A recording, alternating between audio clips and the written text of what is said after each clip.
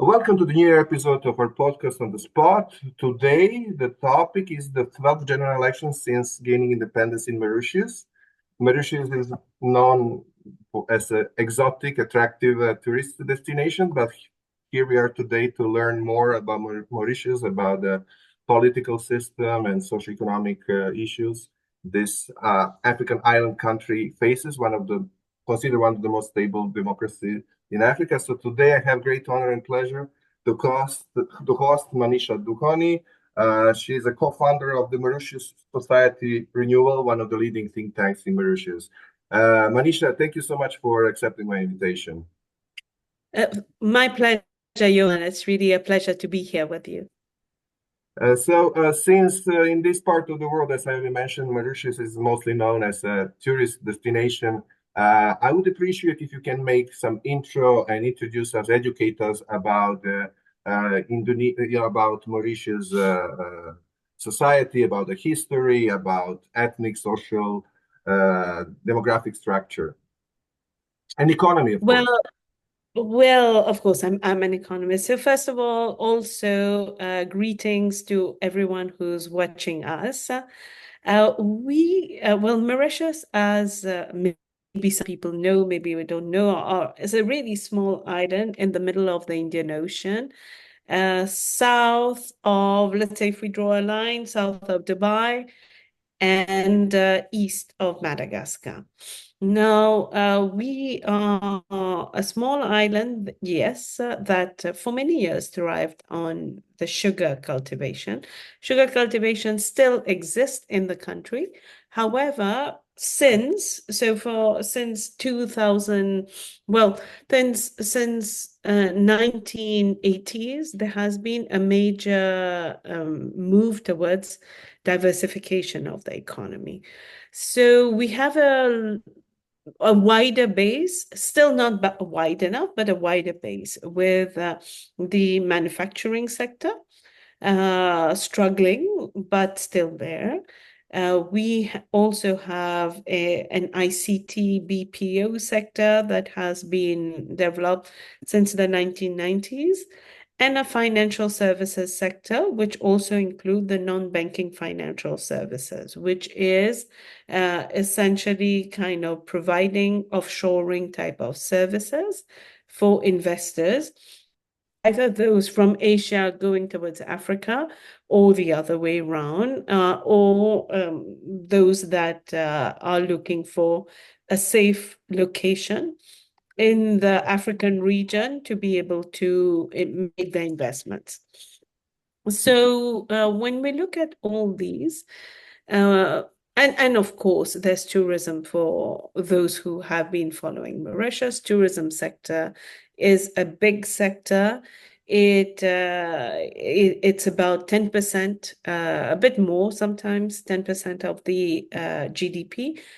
But if you add in all other services that are linked to tourism, it can go to almost around 20% of the economy in terms of the restaurants, like the taxi services, the construction, etc.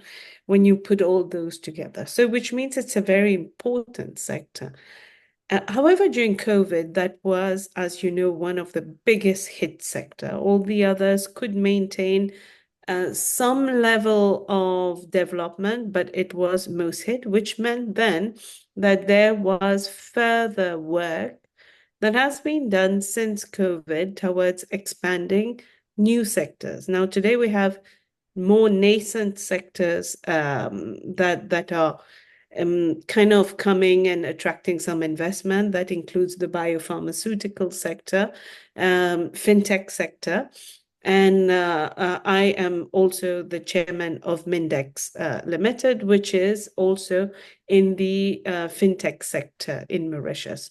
So which means that we're kind of broadening the base with a bit of the ocean economy. So with all this broadening of the base, we are we've been able since COVID to regain the traction on the economic development because, of course, during COVID time, growth really went down. Now we've gone up.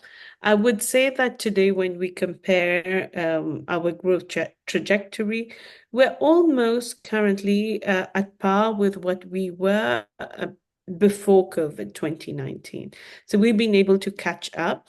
And now we're still like developing and expanding on new sectors. Okay, before diving into the details of the upcoming election on November the 10th, I would appreciate if you can elaborate a bit on the peculiarities of the political system and party system in Mauritius, because we have three dominant parties and the two family dynasties, and what are the differences between them? What are their social underpinnings? What are differences in programs and policies, if any? Well, I would say, first of all, we have a parliamentary system where the parliament, the country is separated. The Mauritius island is separated in 20 constituencies. Each constituency, a little bit like in the US election, gives a number of electors, and here it's three sort of parliamentarians per constituency. We have another constituency on the island of Rodrigues, which brings two parliamentarians to the table. So that's 62, 60 plus two elector. Then we also have a system of what is known as a first past this is the first past the post system, but we also have what is known as a best loser system. The best loser system is quite particular. It was brought in because Mauritius, and that goes to the history of the island, is made up of people that have what we call 13 speaking languages. So no one is a native of Mauritius. Everyone was brought in from somewhere else, and there's 13 languages that are spoken. Many of them are Asian-related languages. And there's many religions also in Mauritius. The dominant, biggest religion in some way in terms of numbers is the Hinduism. However, within Hinduism, there are, let's say, sub-regional language groups. Then you have Muslims, you have Christian, you have the Chinese with Taoism and Confucius faith. So all these, when you add all these together, it kind of makes up the Mauritius fabric. But what was thought at the time of election is that if we go, because many of those language groups have got few numbers, if we go only by a first past the post system, these people may not be represented in parliament. And therefore, the system was brought in whereby you have people from all these different language groups, etc., and what language groups and religion that also are given a best loser status if ever they are not, or they're not represented within the 60 that are there, or they're not represented enough within the 60. So that means then we can go up to about 70 in the parliament. Then you mentioned that we have three main political systems. It's a bit more than three. You have the MSM, which is currently the ruling party, which is the Mouvement Socialiste Mauricien. Then you have the Labour Party, which is traditional, has been there for many years, has been from the MSM was created post-independence. The Labour Party is a pre-independence and an independence time. We got independence in 1968. independence movement party. And then you have the MMM, which is the Mouvement Militant Mauricien. And then you have the PMSD. And since more recently, there has been a fractionalization, which has led to many smaller parties that have come in. For this election, we actually have three main coalitions. One coalition that is being led and co-led by the MMM and the Labour Party. The second coalition that is being led by the MSM.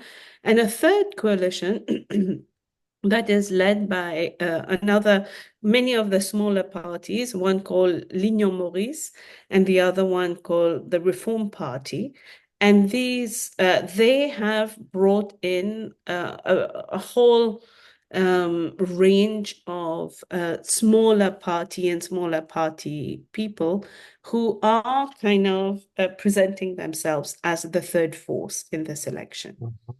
So what's the difference among them in the electoral platform? Well, difference in terms of ideology. Most of them are a center, and most of them have been center left. So ideology-wise, political ideology-wise, there's not much of a difference. The main difference is, let's say, the newer parties, the smaller, newer parties, kind of distinguish themselves in the sense that they want to bring in a younger voice to the table. The second thing that sort of distinguishes these is the fact that, let's say, it's more on program rather than on policy. A lot of it is also driven on people, personality, politics, rather than, well, actual ideology like what you would have in the US, whether it is left, right, etc. But generally, most of them tend to agree on high social benefits and for the country. However, in many, like say, Nordic countries, you would say high social benefits also equal to higher taxes. In Mauritius, because the financial services sector is very important, you cannot have high level of taxes as well. So there's not really much distinguishing factor. And I would say the majority, well, being Hindus, people of Indian origin, most of them tend to favor either the MSM party or the Labour Party. And essentially, most of them they can swing from one to the other. There are some diehards for one party or the other, but most of them tend to swing, and they would swing on either the policies that are being brought in, the money that is being promised for, let's say, pension, etc., or they'd swing on matters of corruption, issues that they think is not right, or who says what, who's pro-Hindu, who's against Hindu, etc. So it's more in that sense. So one of my friends told me once, like Hindus actually have got two horses. They're betting on two horses in these elections. And whichever horse has less of a negative package is the horse that eventually wins these elections. So this is how it kind of pans out in the longer term. You mentioned this third coalition of smaller parties. They are trying to bring new faces, younger faces. How about promoting women participation in the elections and this gender balance? I suppose that there is some disbalance in Mauritius. A huge discrepancy. However, indeed, the third parties, so the third alliance, l'Union Reform Alliance, so the three alliance, there's Alliance du Changement, which is the one that is being led by the Labour Party. There is Alliance Les Peuples, the one that is the People's Alliance, which is being led by the MSM, and l'Union Maurice, which is the small party. They are the ones that have been able to bring in quite a large number of women under. They still are not happy about the numbers, because there's not that many women. They would have loved to have more of a 50-50 type of representation, but they were not able to attract that many women. However, the other two parties, the other two alliances did very poorly in terms of putting women on the ballot. There's around 10, I can't remember the exact figure, around 10 for each one, which is 10 on 60, which is a very small percentage. Assuming all of those 10 get a parliamentarian seat, it's still a very low percentage in terms of representation in the country. So we will, in fact, go back in terms of the numbers with respect to women representation. And there are discussions currently going on whereby there isn't, like how we have, I mentioned about the best loser system, whether there should not be some sort of a quota that is put in place for women to be able to get in as well, or a best loser type of system for women also, women representation. Currently, as in many countries, women are more than 50% of the voter base and more than 50% of the population. And so that means that their representation is very, very low. However, there are real difficulties for women to get into politics in Mauritius, and most of it is we are very much of a patriarchal society, very much linked with a lot of the, because there's all those language groups, the socio-cultural focus is very important. That means religious, socio-cultural, and when we're talking about religion, social, cultural, very often women do not play such an active role in the leadership of those. Therefore, in terms of supporting women, and it's usually these social cultural groups that would support women to get onto the ballot. These social cultural groups hasn't been a favoring factor for having more women on ballots. And speaking about the elections, you already mentioned it's more about personality politics than about policies this time. And these elections were convoked against the backdrop of returning of the Chagos Islands to Mauritius. This was the last UK's colony in Africa.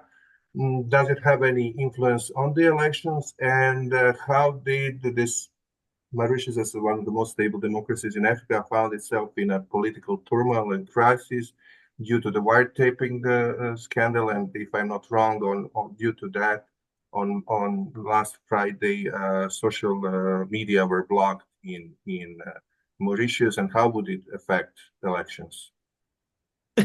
Johan, these are so many questions. I think we'll be here till tomorrow.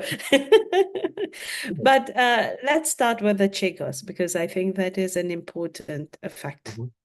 As maybe just to give a little bit of a background, in 1963, the Chagos was excised from Mauritius. Mauritius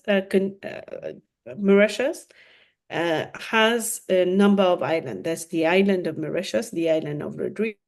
There are a number of other islands as well, Agalega, Saint-Brandon, and there was also the island of Chagos, the archipelago of Chagos. In 1963, after the UK and the US came up and had a secret agreement. This was excised, and when Chagos was excised, it was also kind of a condition for our independence. We got our independence only in 1968, which was quite late. Most of the other African countries had their independence by then, but so it was a very long struggle. And then about 15 years ago, 2015, Mauritius had always laid claim to the Chagos. However, Mauritius started becoming more active in terms of its claim, which meant that we had put a number of cases against the international tribunals, against the UK for there are many things. So, for example, first to recognize the sovereignty of Mauritius, which was done, but also things such as what was created was the BIOT, the British Indian Ocean Territory, even, for example, with respect to the postal services. So there are, in many cases, and in every cases that Mauritius won those cases. So which meant then that the claim was very strong. And under the leadership of the prime ministers in the UK, then it was decided that the negotiation should start with Mauritius, and then negotiations went on. However, so these negotiations and on the Chagos, I think I need to also highlight that there is the US base of Diego Garcia.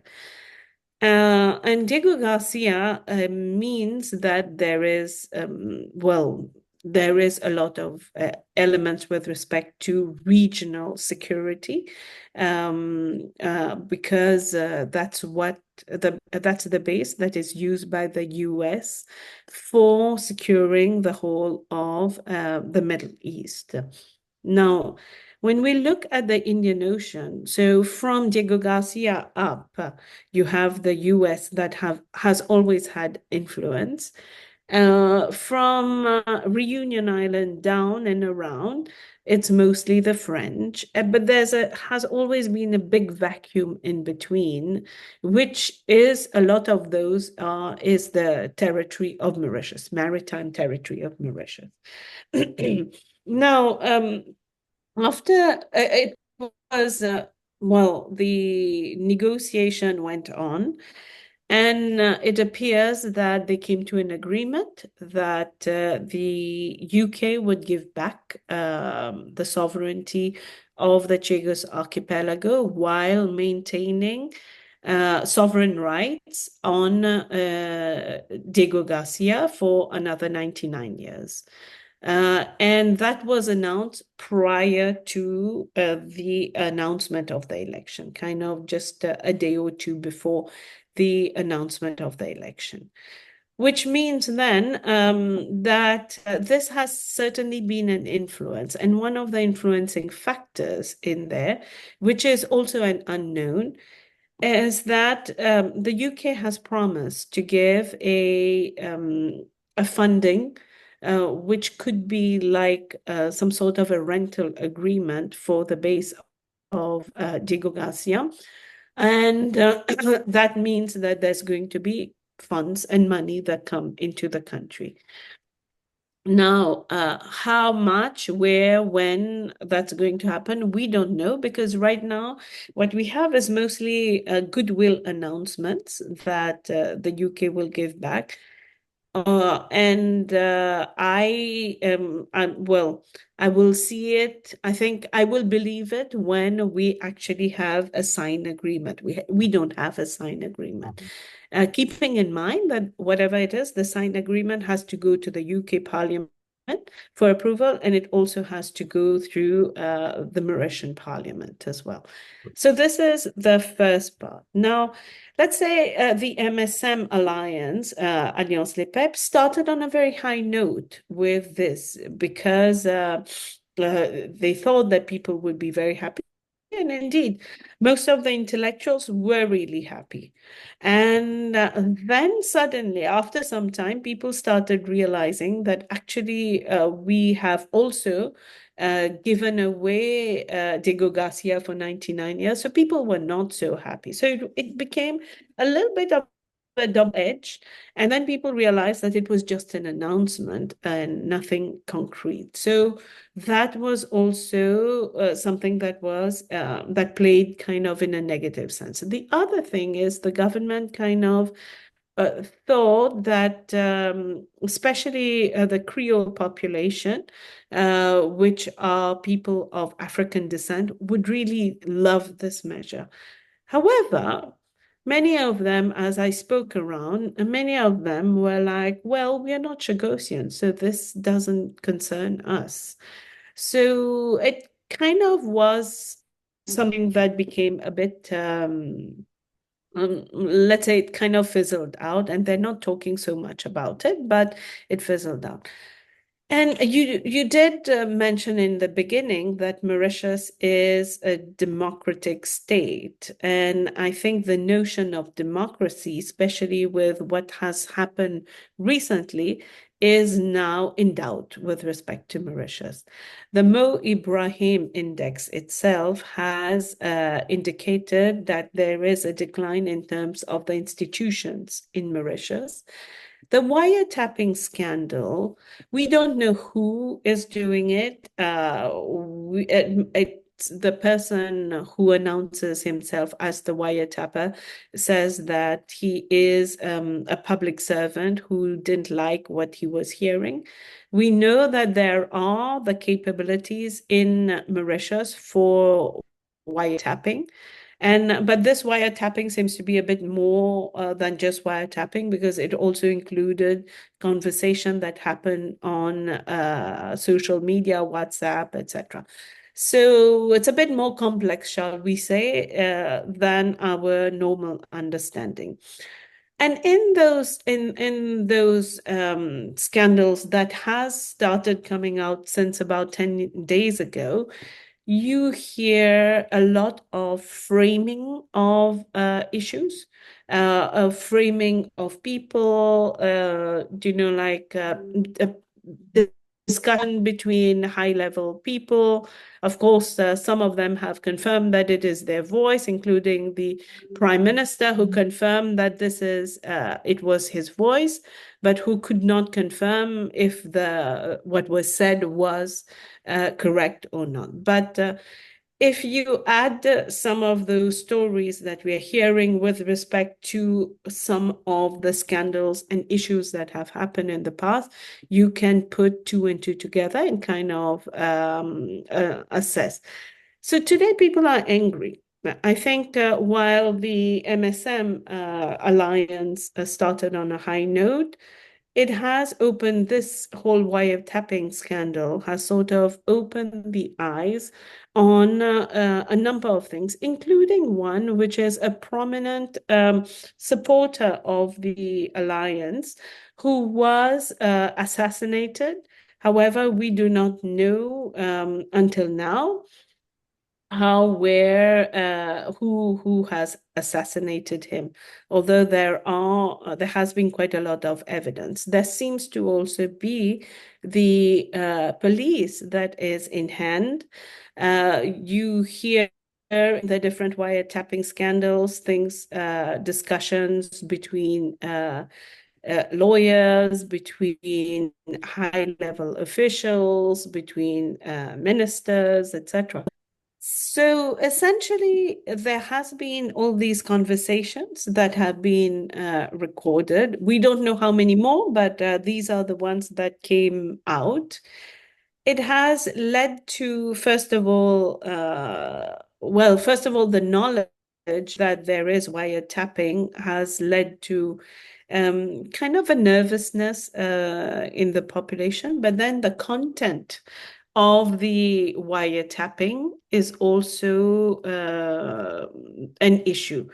What some believe is that maybe there is some sort of a machinery there that is doing the wiretapping, and perhaps one of the elements, one of the people who's involved in those wiretapping being done is went rogue with those information. So because some of the information that have leaked out are concerns more the government, but it also has voices of opposition related leaders, politicians, opposition leaders, people who are senior official, magistrates, judges, etc. So quite extensive.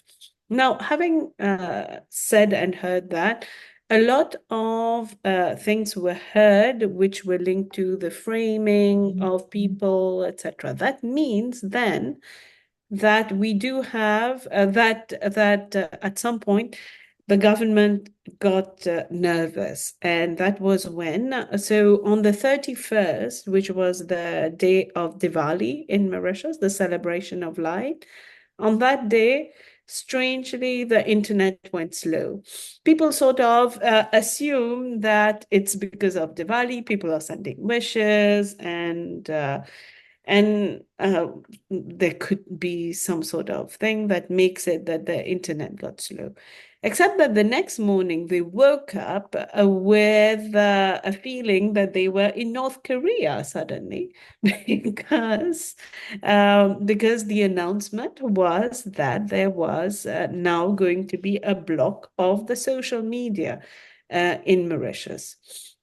So it's like to try to resolve a specific issue, they have now resorted to blocking the whole system. And in there, what had happened was on the day before, on the 31st, that was the day when, in all the previous episodes of the person calls himself Mr. Mustache. So in all the previous episodes, there wasn't the prime minister, but as from the 31st, you could clearly hear the voice of the prime minister, and you could clearly hear things about interference within the media, etc. What you can feel currently on the ground is that there has been from there, and of course, there was a closure, an announcement that all social media was going to be closed until the day of the announcement of the election, which is the 11th. However, what I understand is that some of the coalition members of Alliance des Peuples were not very happy about this themselves, and they have made pressure for this ban to be lifted. It was lifted yesterday. However, maybe, like when we're talking about social media, lots of people think that social media is more just to watch what's happening on TikTok or whatever. But in a country like Mauritius, social media is used extensively, one for social communication, for religious, because, lots of people share religious information, attend prayers, etc. So these are some very important component. Plus, since COVID, children get their homework on social media, so they need to send it. Plus, on the day when everything was closed, it was terrible because there's lots of, especially PME, which are the SMEs, the small and medium enterprises that use the social media for going public on publicizing what they have done. Let's say someone who cooks a meal and sells the meal and is getting his or her revenue from there would then publish it or send it via WhatsApp or TikTok or whatever. So these people have been directly impacted. The same is for, as I mentioned in the beginning, the BPO sector in Mauritius. You have people who are sitting in Mauritius, but at the same time in the BPO sector, they have interface in many other locations, and therefore that was also blocked. So all these have led to quite a bit of an anger in the population. How that is going to pan out, we don't know. I think in on the 11th of November, we will know. But it has definitely led to lots of people being very angry. Today, well, as we are recording, this morning there was a big social, big political rallies of all the different parties. We're yet to look to hear the figures, etc. But as just a first view and analysis using the crowd assessment tools, etc., you can see that the Alliance du Changement, which is led by the Labour Party, seems to have gathered a larger number of crowd. So this is how things are moving. And I don't know, you probably know how many countries can move towards autocracy. Here we are seeing this type of a move towards some sort of an autocracy. And we've also seen a move towards a huge amount of interference in institutions. And that certainly is to the detriment of the population. Okay, thank you, Manisha, so much for this in-depth analysis of the situation in Mauritius related to the upcoming election. Everything is overshadowed by this US elections in 2 days, so I wanted to shed light also on elections in countries like Mauritius and the importance of such elections. Thank you again, Manisha. Mm-hmm. Thank you. Thank you very much, Jovan, for this opportunity. We're definitely watching the US election because it does have an implication on Mauritius, given the Chagos position. And as we know, currently the US embassy is expanding its position in Mauritius with a larger number of people coming in. So it will definitely have an impact on us as well as things go. Thanks a lot. Thank you again. All the best. Thank you. Cheers. Bye. Take care.